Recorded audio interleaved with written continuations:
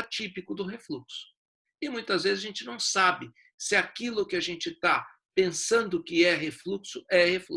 Né?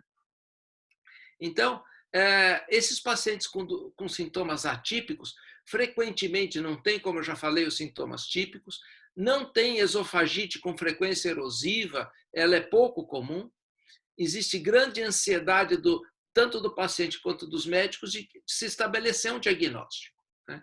E requerem, por isso, um diagnóstico mais acertado, um diagnóstico mais minucioso. A gente não pode inferir que aquilo é refluxo através de um exame simples, uma esofagite, como a gente vai falar para frente. Eu trouxe um fluxograma muito antigo, de décadas atrás, da Clínica Maio, para mostrar para vocês que as coisas não mudam. Quer dizer,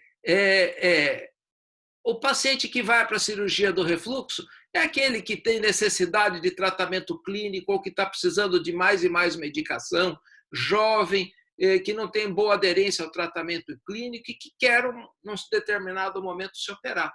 Esse é o carro-chefe das indicações hoje em dia. Né? Mas, doutor, com licença. Pois não? Estão falando aqui que os slides do senhor não estão aparecendo. Desculpa. Desde o começo ou agora? Desde o início. Então, alguém tinha que ter...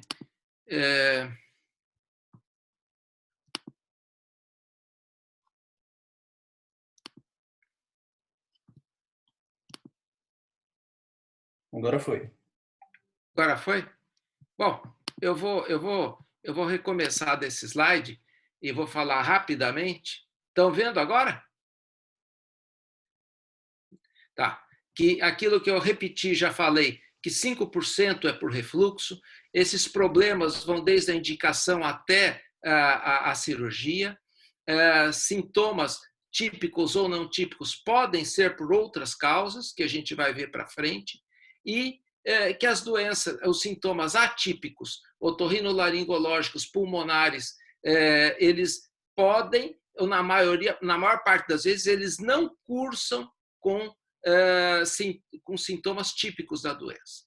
E é por isso que, especialmente nessas condições, o paciente se requer um diagnóstico mais minucioso. E como eu estava falando, eu estava nesse slide, que de décadas atrás, mostrando que pacientes jovens que necessitam de um tratamento contínuo, etc., precisam de um diagnóstico comprobatório da doença do refluxo, que inclui vários exames. E se eles forem positivos para a cirurgia, é que esse paciente será operado.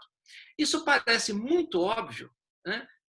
Parece até ridículo falar que a gente precisa fazer o diagnóstico, mas a maior parte dos erros decorrem da gente não estabelecer que aquilo que o doente tem é doença do refluxo gastroesofágico. Aí moram a maior parte dos erros. E a gente tem, além do quadro clínico, dos sintomas típicos e atípicos, uma lista muito grande de exames que a gente pode dispor para chegar ao diagnóstico. É claro que um paciente com sintoma típico, com uma hérnia de hiato, com uma esofagite erosiva, que trata e melhora, dificilmente ele vai precisar dos exames mais sofisticados. Mas muitos deles vão chegar à impedância-pH-metria para se comprovar, por exemplo, que aquela tosse é ou não de refluxo, que aquele pigarro, aquela rouquidão estão associados à doença do refluxo ou não. Quero voltar a lembrar que o otorrino hoje é uma fonte grande desses pacientes e manda esse paciente já com o diagnóstico. Laringite posterior de refluxo. Existem trabalhos mostrando que esses pacientes, quando estudados, metade deles tem realmente refluxo, mas a outra metade, o refluxo é fisiológico, é normal. Então, vale lembrar que a gente dispõe, por exemplo, raio-x contrastado dinâmico, que é esse exame que vocês estão vendo aqui, é um exame que dá detalhes funcionais também. A gente vê aí a hérnia de hiato, vê o momento do refluxo gastroesofágico, chegando até a região cervical, um paciente que tinha um sintoma predominantemente de globos. Sem sombra de dúvida, a pH-metria e a impedância-pH-metria, que mede o refluxo tanto ácido quanto o refluxo menos ácido, através da ascensão proximal, vai facilitar o diagnóstico nesses casos em que a doença é mais difícil de ser diagnosticada. Um exemplo, a tosse, o sintoma atípico decorrente do refluxo. Agora, a gente tem algumas circunstâncias de doenças que parecem refluxo, mas não são. E duas delas são muito importantes, porque são doenças motoras primárias do esôfago e muito graves. Uma delas é a esclerodermia, em que 100% quase desses pacientes têm refluxo, mas tem uma doença motora muito grave, ou mais grave, que vai geralmente contraindicar uma cirurgia, e o outro é a megaesôfago. E nesse particular, para ter certeza que a gente não está errando no diagnóstico, que todo paciente que vai para uma cirurgia faz uma manometria do esôfago. A manometria não tem nenhuma função diagnóstica na doença do refluxo, mas ela é importante para a gente excluir doenças motoras graves. Vou dar um exemplo aqui. Dos pacientes que chegam no Hospital das Clínicas e se internam para operar, já com um diagnóstico firmado de megaesôfago, para operar, fazer uma miotomia com fundoplicatura, 2/3 desses pacientes ficaram, em média, 3 anos com o diagnóstico errado da doença do refluxo. O paciente chega no médico e fala que está regurgitando, está voltando. E o médico fala, isso é refluxo. E o paciente aprende que aquilo é refluxo. Aí, pior, ele vai e faz uma endoscopia. Tem uma esofagitezinha erosiva, muitas vezes pela estase, e não tem dilatação.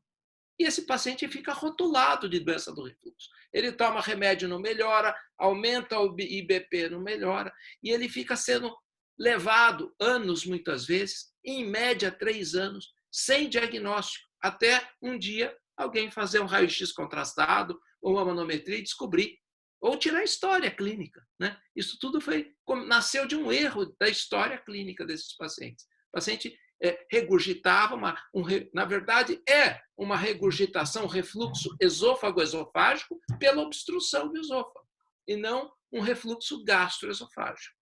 Então, isso dá para diferenciar claramente na história clínica, mas ninguém hoje tira muito claramente essas histórias, e esses doentes ficam, em média, sendo tratados. E até pior, 3 pacientes nossos tratados, internados em hospital psiquiátrico, com um diagnóstico de bulimia, porque comia, voltava, uma menina jovem, internada em hospital psiquiátrico. Um deles no hospital psiquiátrico do HC. E até que alguém percebeu que aquilo tinha alguma coisa orgânica e não era uma doença psiquiátrica. Então, a gente tem que tomar um cuidado excessivo, especialmente com essas doenças motoras do esôfago, e é por isso que a gente não leva um paciente para a cirurgia sem a manometria.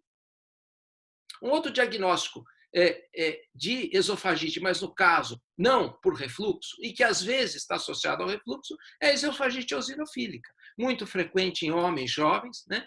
Associada a fenômenos outros alérgicos, e que nem sempre a gente tem a traqueização do esôfago e fenômenos e essas lesões que parecem muito para alguns endoscopistas como monilíase, nem sempre isso é diagnosticado, é visto claramente. Né?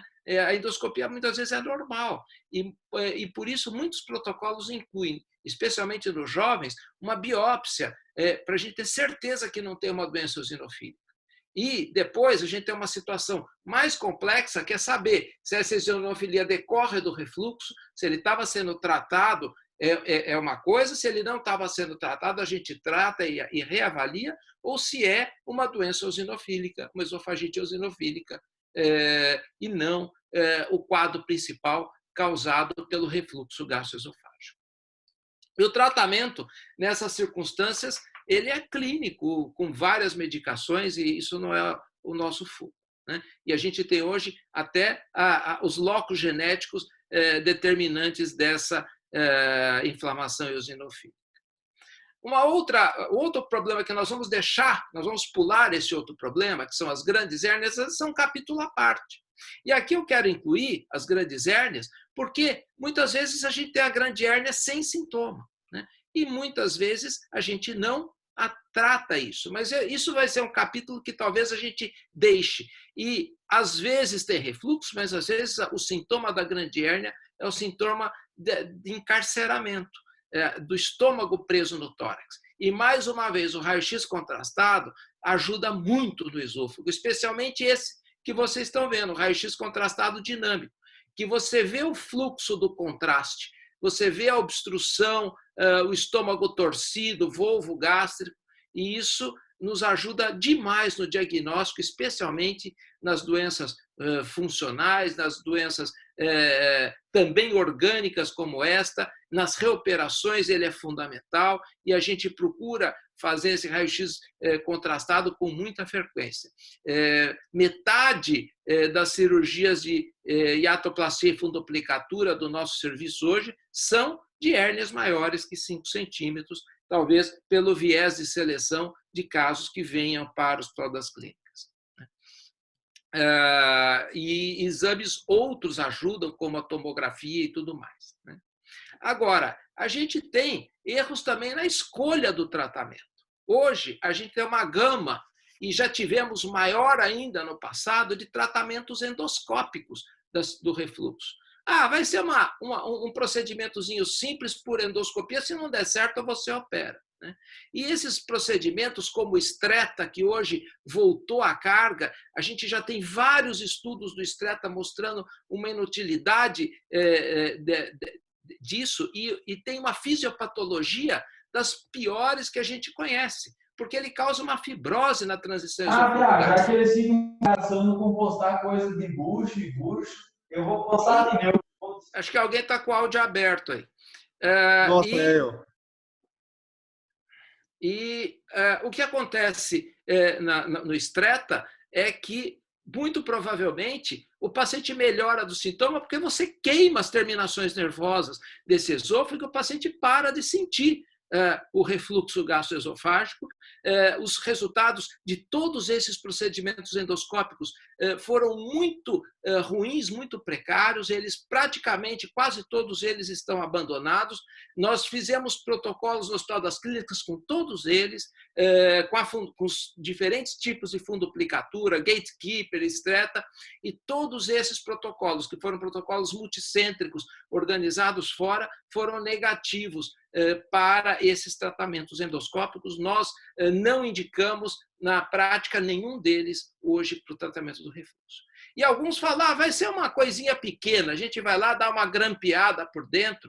Isso causa, às vezes, uma perfuração, uma tamanha fibrose e complicação na transição esofalogástrica que, às vezes, termina até em esofagectomia. Então, não é um procedimento inócuo, tão isento de complicações como a gente pode ver aí nessa aplicatura endoscópica. Muitas vezes a gente escolheu errado a técnica de operação. Há muitas décadas a gente sabe, se a gente não tiver fundo gástrico na região posterior, quer numa fundoplicatura parcial ou total, a gente não vai ter uma continência adequada do refluxo gastroesofágico. Essas fundoplicaturas anteriores, elas nunca trouxeram uma contenção efetiva, eficaz do refluxo, ou a simples angulação do ângulo de His, elas não promovem isso, e a gente precisa ter uma fundoplicatura com estômago na região posterior, parcial ou total. E os métodos mais novos de colocação cirúrgica também não vêm se mostrando de forma adequada, como os dois mais conhecidos são o LINX, que é esse anel metálico que, teoricamente, ele tem que abrir e fechar do ponto de vista magnético, e esse Endostim, que é um estimulador na transição esôfago-gástrica. Nenhum deles promove um controle muito adequado do refluxo e já vimos e temos visto cada vez mais complicações importantes do LINX, como erosões, e era de se esperar num corpo estranho, numa área que se movimenta tanto quanto a transição esôfago-gástrica. O tratamento de eleição é, há muitos anos, a hiatoplastia posterior, o fechamento do hiato na região posterior, e a fundoplicatura. No caso aqui, uma fundoplicatura total do tipo Nissen. nós podemos discutir depois a volta bastante significativa da fundoplicatura parcial, que vem ganhando um espaço grande de volta, a fundoplicatura que nós chamávamos no Brasil de Linde e hoje se chama internacionalmente de Tupê.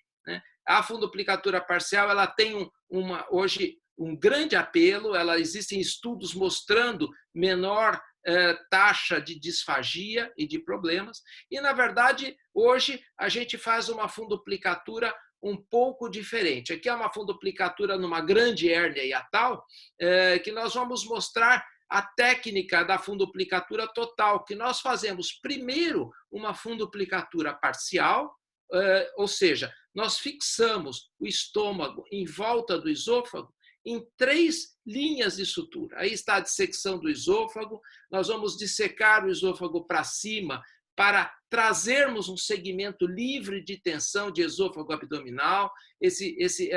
A via robótica, sem dúvida, dá uma desconexão do saco herniário, aí circularmente se desconecta o saco herniário. Aí nós temos um segmento abdominal de esôfago livre, vamos fechar o hiato posterior, obviamente, aí é uma forma de fechar o hiato com pontos, uma sutura contínua de fio escamado, mas necessariamente não precisa ser feita dessa forma. E vamos fazer esta fundoplicatura que nós realizamos parcial. Vamos mais para frente um pouquinho. E aí nós passamos o estômago por trás do esôfago, fazemos 2 fileiras de ponto como se fosse uma fundoplicatura parcial, ambas ancoradas no diafragma para evitar a rotação dessa válvula, e depois fechamos com uma fundoplicatura total anterior, ou mista na forma de Brandalise, ou eventualmente parcial mesmo, especialmente nas reoperações em que esse fundo está espessado e não é possível se fazer uma válvula total, alguns casos que não tem um fundo adequado para fazer uma válvula total. Não temos problema nenhum em fazer as fundoplicaturas parciais.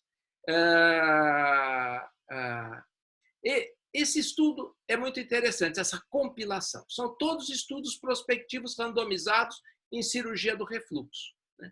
E que avaliaram o paciente 5 anos depois, para ver como ele estava. Esses pacientes estavam sem refluxo entre 86% e 94%. Ou seja, se o paciente é bem indicado, está no estudo prospectivo randomizado, bem selecionado e bem operado, a cirurgia do refluxo é muito eficaz e duradoura. E por que a gente fala que ela é muito ruim e volta muito da hérnia, volta muito do refluxo? Porque provavelmente a gente não está indicando tão bem quanto se fosse num estudo prospectivo como esses, né? Então, provavelmente, quando a gente ultrapassa os limites da indicação, é que a gente vai ter mais problemas, né? Na vida real, muitas vezes a gente ultrapassa esses limites. Pacientes mais obesos, pacientes com outros problemas diafragmáticos. E isso a gente vê aqui. Isso é um trabalho que a gente orientou lá no nosso serviço, com resultados nossos 3 anos depois, perguntando para o paciente se ele faria a cirurgia de novo. A grande maioria estava muito satisfeita e faria de novo a operação. Mas, entretanto, a gente tem algumas circunstâncias em que a gente tem problemas no pós-operatório. Um deles é a migração da fundoplicatura. É um grande problema. A válvula subir para o tórax, como aí a gente está vendo nesse raio-x. A gente tem migração aguda, por exemplo, num vômito no pós-operatório, numa hiperpressão que o paciente está acordando agitado, o anestesista não deixa ele acordar lentamente e ele começa a fazer muita força. Às vezes ele já sai da sala de operação com a válvula migrada para o tórax. E isso a gente tem que estar atento para fazer esse diagnóstico. E outras vezes, pacientes com pressão abdominal gigante, muito alta. Não só obesidade, né? Mas algumas circunstâncias são muito enganadoras. No Brasil, em mulheres, a plástica abdominal, aquela abdominoplastia, que é a cintura o abdômen, transforma esse abdômen numa tábua, de uma pressão muito exagerada. Se você opera, essa é uma paciente magra e que fez uma plástica abdominal depois de uma fundoplicatura, a fundoplicatura estava boa aparentemente, e foi toda parar dentro do tórax. Então, isso não é raro. E a gente identificar essas pacientes para não operar. Essas pacientes, geralmente, isso acontece, o refluxo vem 20 anos depois da plástica, quando elas reganham peso e aquela pressão abdominal fica muito alta. Então, esse é um sinal vermelho para não se indicar a cirurgia nessas pacientes, mas elas perderem bastante peso, elas entenderem de que o corpo delas hoje precisa estar 20 quilos abaixo do que estava, né? Porque senão ela vai ter essa hiperpressão contínua e essa válvula não vai parar no abdômen. A questão de tela no hiato, talvez a gente possa deixar aberto que também isso daria um curso inteiro, né? Daria uma aula inteira se põe tela no hiato ou não, né? Existem grupos que falam em pôr tela, por exemplo, nas reoperações, quando a gente tem um hiato todo destruído, que o fechamento fica ruim, muitas vezes a gente acaba decidindo nesses momentos de colocar essas telas, né? Então, a gente põe telas biológicas em formato de U, mas isso a gente faz com muita exceção. Quer dizer, essa colocação é bastante de exceção. Eu falei que a gente opera muitos pacientes com mais de 5 centímetros de hérnia e de reoperações, a gente indica a tela em um percentual muito pequeno desses pacientes, menos seguramente que 10%. E aí a gente vê controles antes e depois desses pacientes que tinham aquela hérnia que a gente viu no pré-operatório e o controle radiológico depois.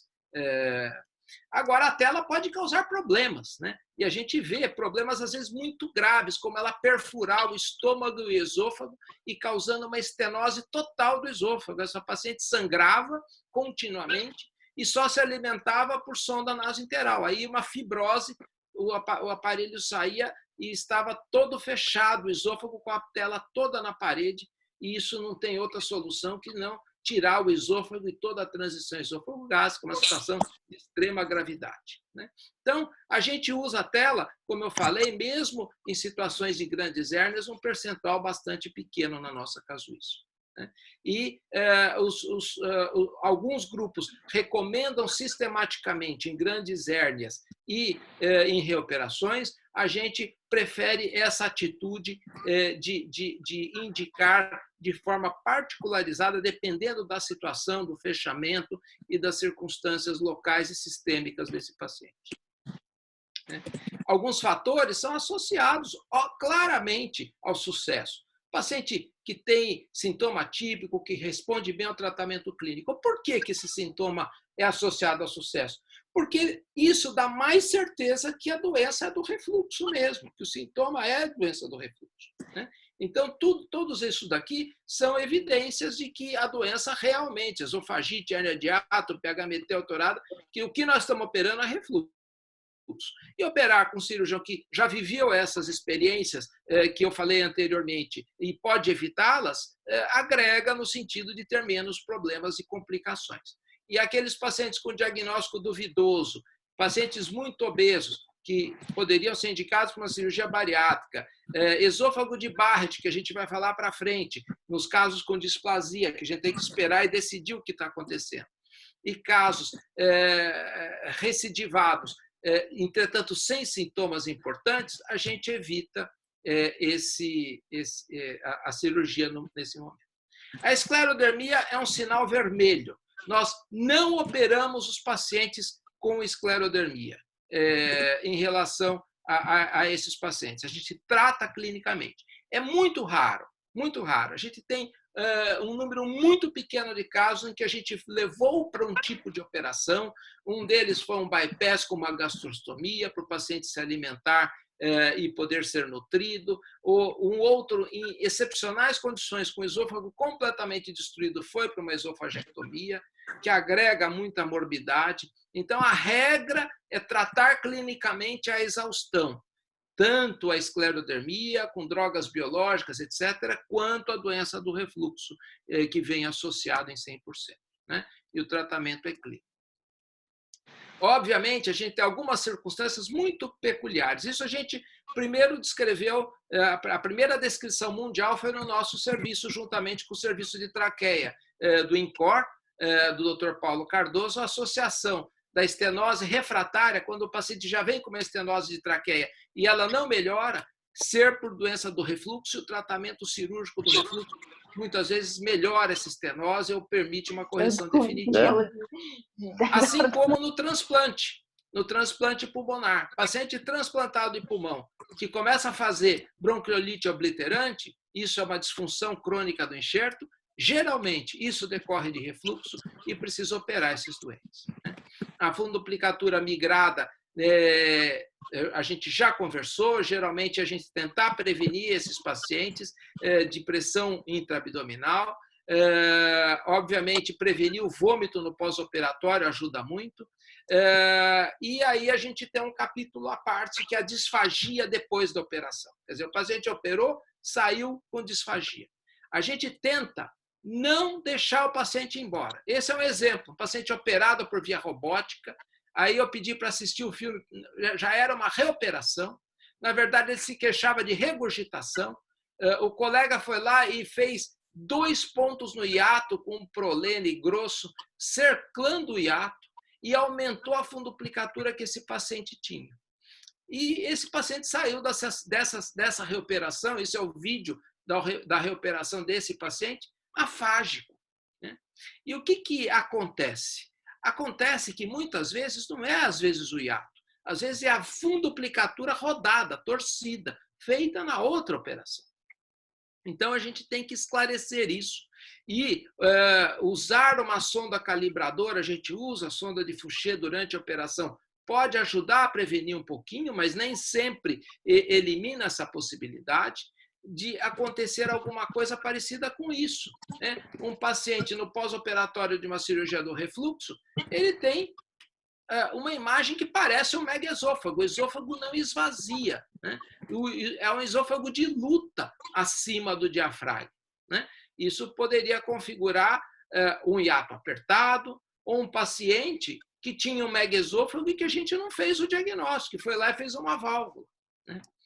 Mais uma vez, aí é o porquê a gente precisa de uma manometria no pré-operatório. Porque se esse paciente não fez uma manometria, esse paciente, se faz uma manometria depois da operação, tanto no esfíncter inferior do esôfago quanto no corpo do esôfago, ele vai ter acalásia e a peristalse. É igualzinho o megaesôfago. A gente só sabe que é um hiato apertado ou uma fundoplicatura torcida por conta dele não ter isso previamente. Porque a manometria geralmente mostra as duas coisas que a gente vê no megaesôfago. E é isso que a gente chama na prática de pseudoacalásia, né? Determinada por uma complicação da cirurgia do refluxo. Né?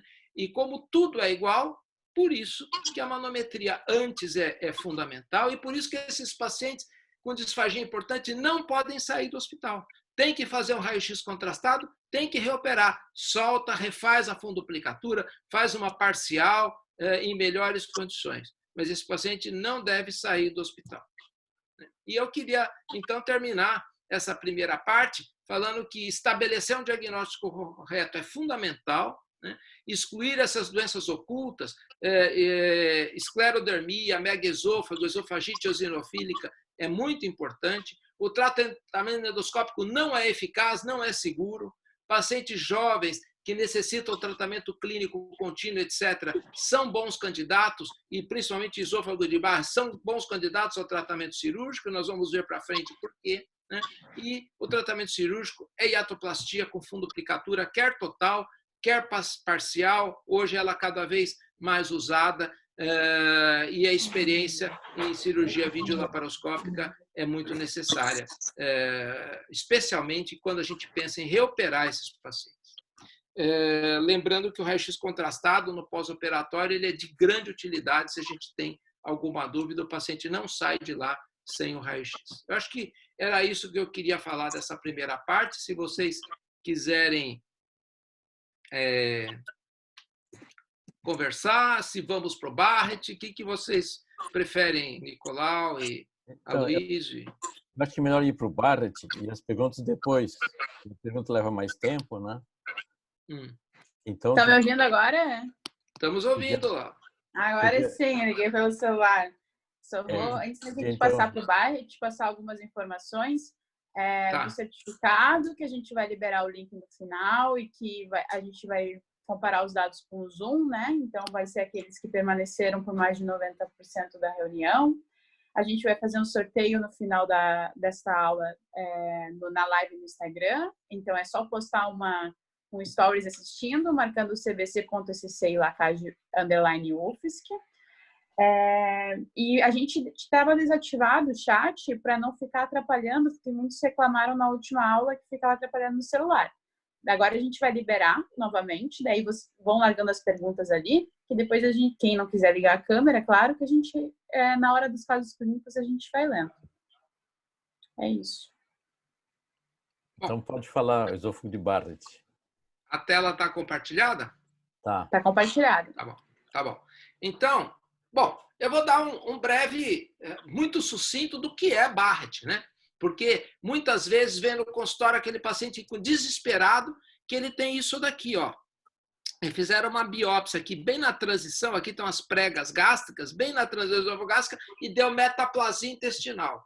E ele vem apavorado. Estou com Barrett com metaplasia intestinal, o meu médico falou que eu vou ter câncer. Ele não tem nada disso. Primeiro que ele não tem um diagnóstico de Barrett.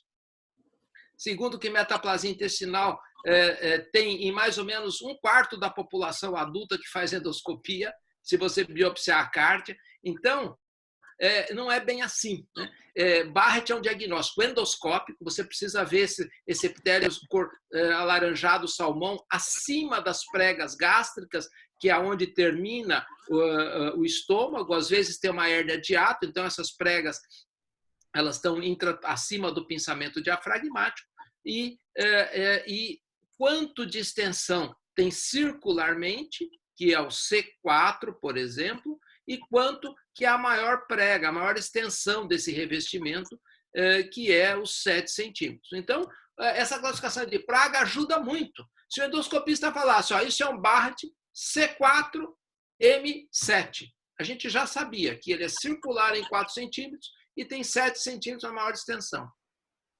Ao passo que isso é um Barrett 00, não é nada isso, né?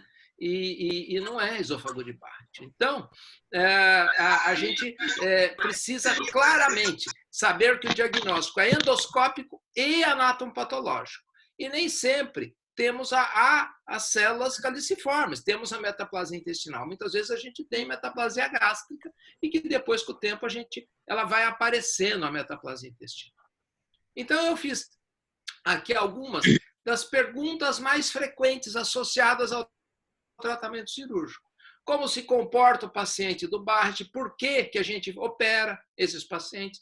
Qual cirurgia a gente faz? Qual a evolução desses pacientes operados? Dá certo essa operação? A cirurgia diminui o risco do câncer? Muitos vão para a cirurgia com essa intenção, né? E a conduta na displasia e no câncer, né? Quando a gente encontra uma situação de displasia, principalmente a displasia de alto grau, o que a gente tem que fazer nesses pacientes?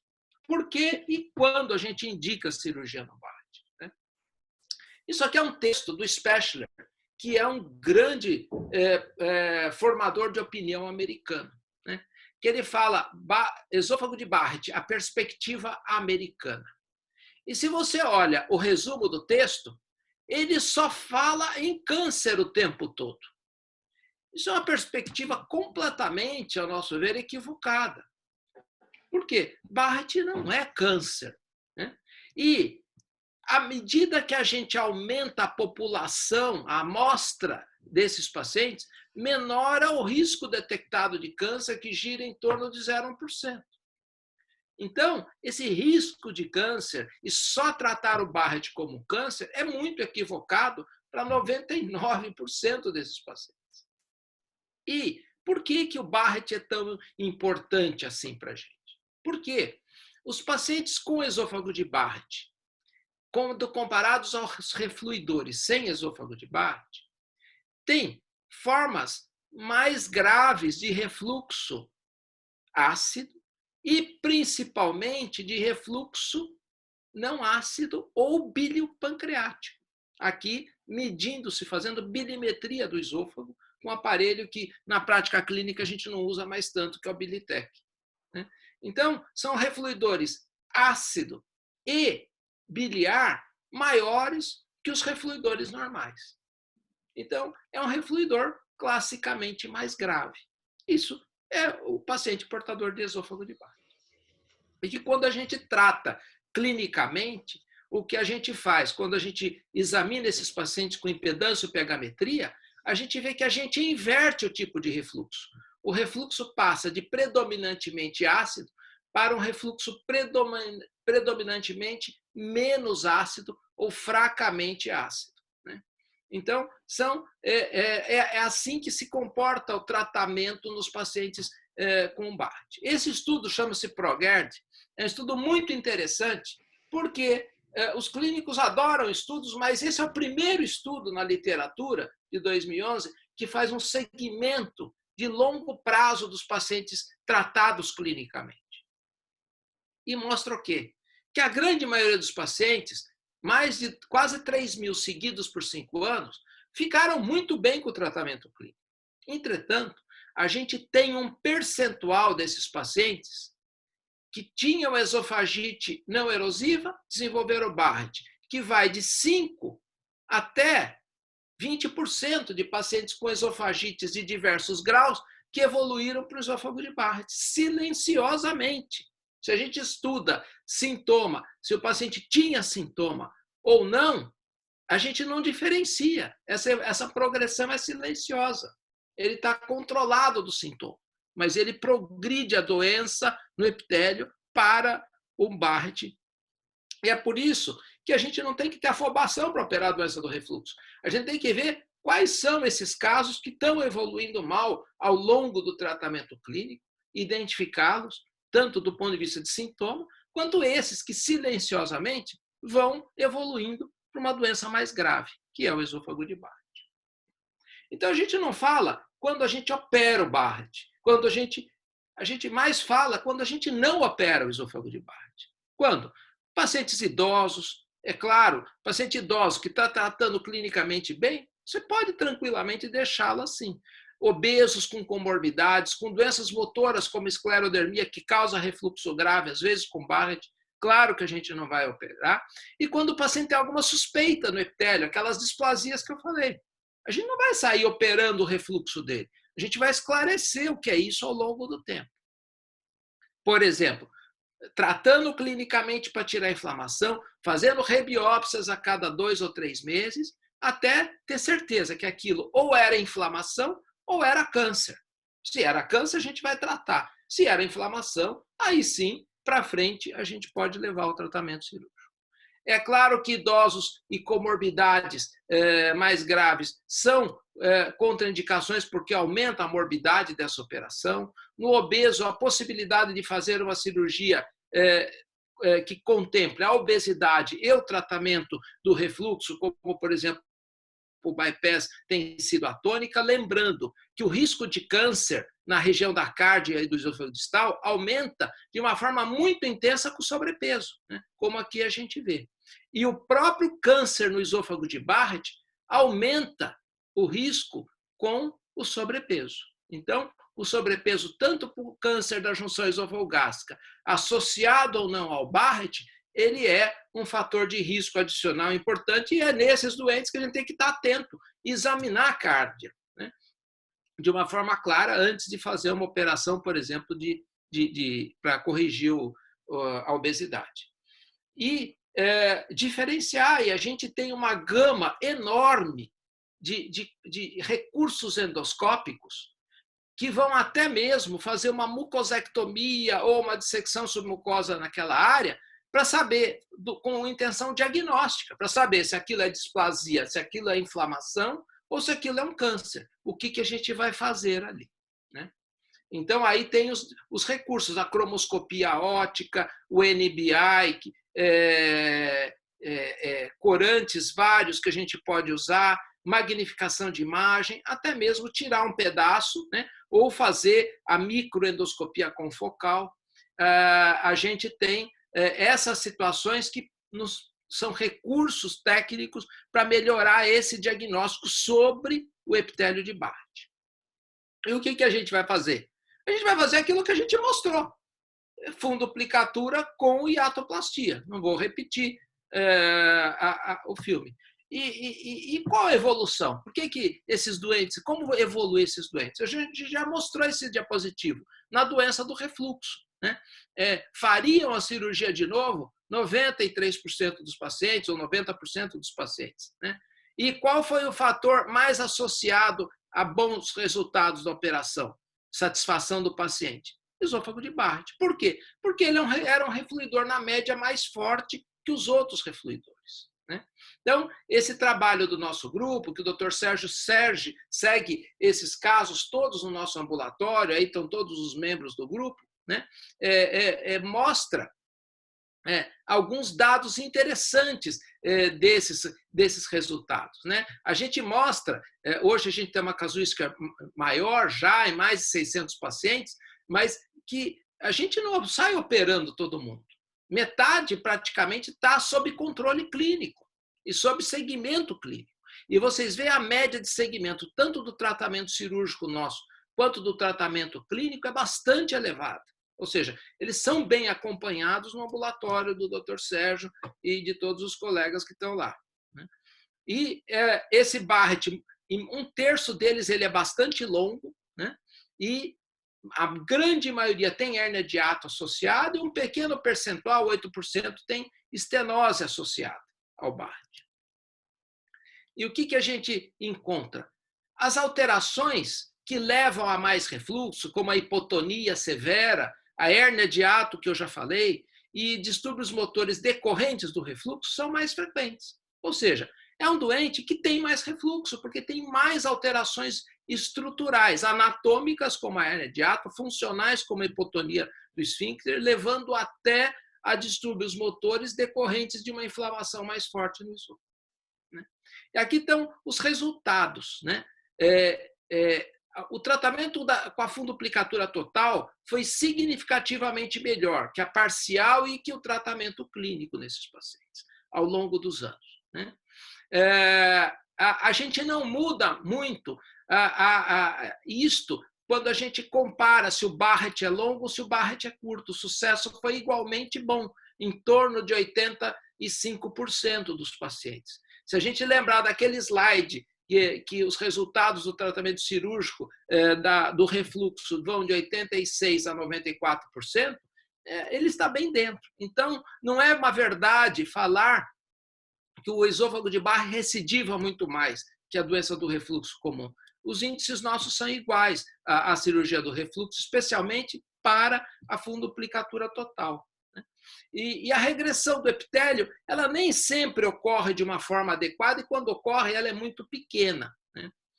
Agora, o que acontece? Aqui é um estudo que mostrou que aqueles pacientes que tinham distúrbio de motilidade, um estudo da doutora Ângela Falcão, que hoje está no Recife, mostra que você tem uma melhoria em muitos desses pacientes, ou seja, tratando o refluxo, melhora a motilidade de muitos desses pacientes, né? E aí estão os resultados, 84% e 85% de bons resultados com a funduplicatura total, com mais de 5 anos, com tempo de bastante longo de segmento desses pacientes, né? E com ou sem estenose, esse percentual é igual, muito parecido, como eu já falei, com aquele que a gente já tinha mostrado, né? Então, a gente tem na literatura algumas coisas que vão mostrando a questão da falha desse tratamento. Eu não vou entrar tanto em detalhes, que são os mesmos das falhas do tratamento da cirurgia do refluxo, como eu já falei. E falar um pouquinho mais da situação da displasia e do adenocarcinoma, né? Os protocolos todos propõem segmento desses pacientes, né? E, quando a gente tem displasia, a gente tem que confirmar que com outro patologista, com mais biópsia, que é aquilo mesmo. Então, rebiópsias em curtos períodos de tempo, como propõe a Sociedade Americana, a Sociedade Britânica, etc., confirmar com novas biópsias num curto período de tempo e com outros patologistas, tirando a inflamação. Então, trata clinicamente 8 semanas, 12 semanas, refaz as biópsias, não tem que sair correndo para ter um diagnóstico claro nisso, né? Mas, muitas vezes, essa displasia é um adenocarcinoma in situ e outras vezes ela é um processo inflamatório. Isso a gente vai fazer esse diagnóstico. E a gente vai usar recursos, que pode ser até uma mucosectomia daquela área para estudar e ver o que era aquilo.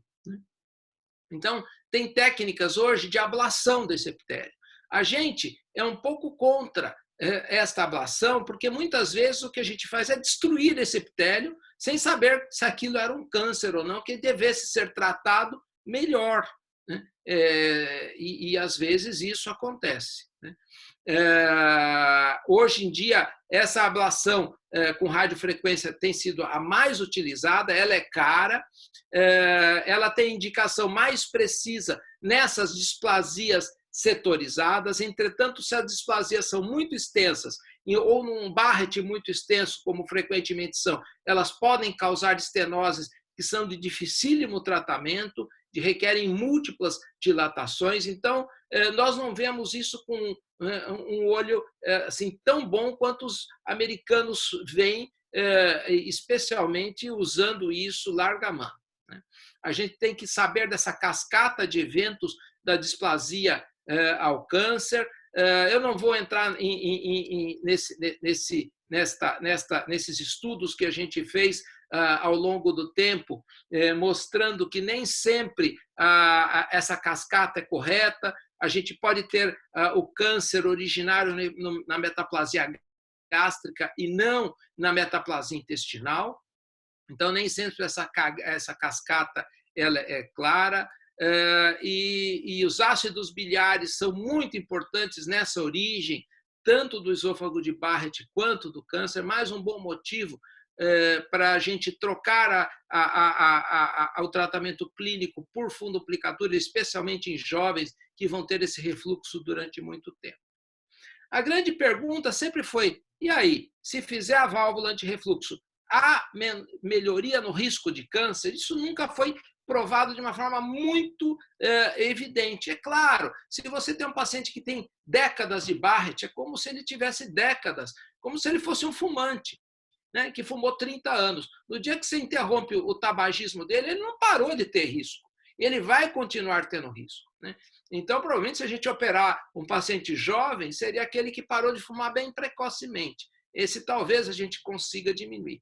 Mas esse monte de números aí tenta mostrar que no nosso grupo, aparentemente, houve uma menor prevalência do adenocarcinoma no grupo operado do que no grupo tratado clinicamente. E essa meta-análise mostrou isso, que embora toque a linha, ela tende a ter menos câncer nos pacientes operados do que aqueles submetidos a tratamento clínico.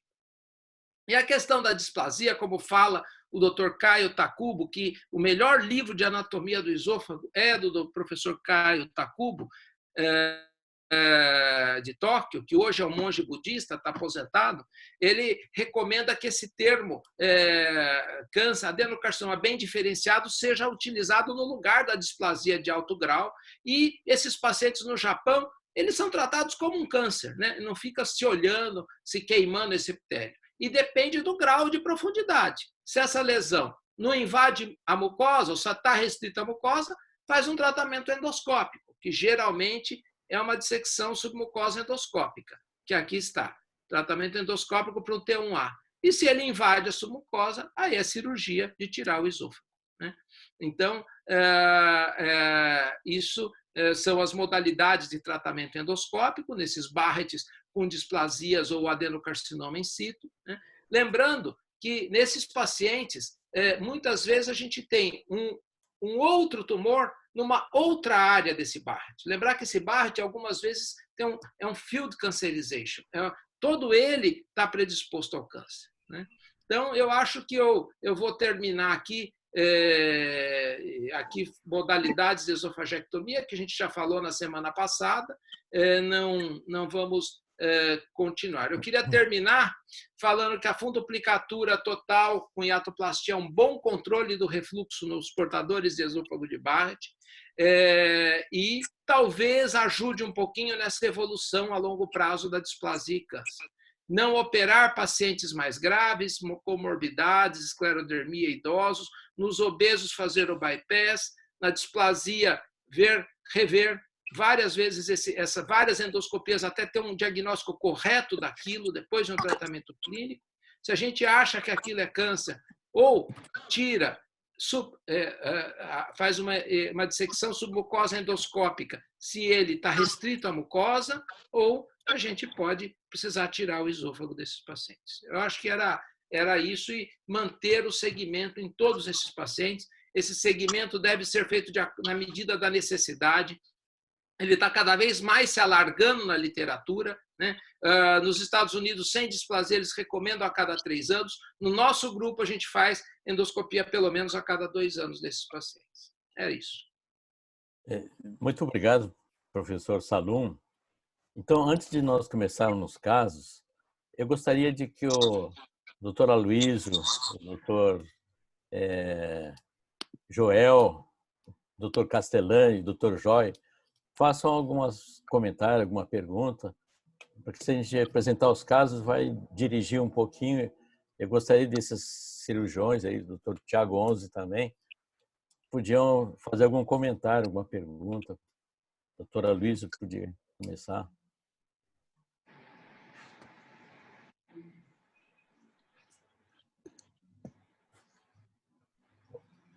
O doutor Castellan.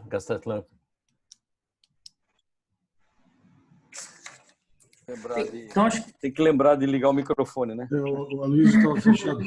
Pode ser o Aloysio primeiro. Muito obrigado, Nicolau, pelo convite. Obrigado, Laura.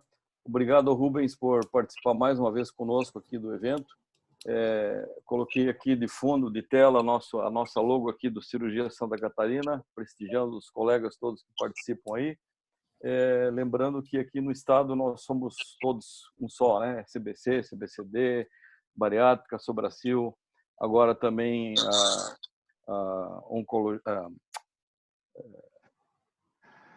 proctologia e também o trauma.